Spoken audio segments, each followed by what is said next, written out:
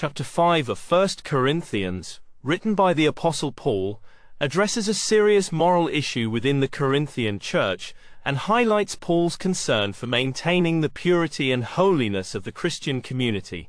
The chapter begins with Paul rebuking the church for tolerating a case of sexual immorality that was so extreme that not even the pagans would condone it. A man was having a relationship with his father's wife, likely his stepmother. Paul is shocked not only by the act itself, but by the church's complacent attitude. Instead of mourning the sin, the church seemed proud or indifferent. Paul commands them to take action by removing the unrepentant man from their fellowship. He uses strong language, instructing them to deliver such a one to Satan for the destruction of the flesh, so that his spirit may be saved in the day of the Lord. This suggests that discipline within the church is not meant to be punitive, but restorative, to bring the sinner to repentance and ultimately salvation.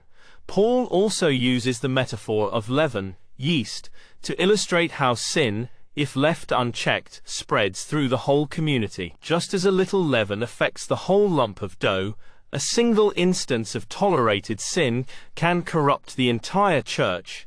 Therefore, he urges them to clean out the old leaven and live in sincerity and truth, as people redeemed by Christ, the Passover lamb. Toward the end of the chapter, Paul clarifies an important distinction. Christians are not to judge those outside the church, but are responsible for judging those within. Discipline is meant for believers, not unbelievers, because the church is a spiritual body accountable to God's standards. In summary, 1 Corinthians chapter 5 is a call to moral responsibility and spiritual discipline within the church.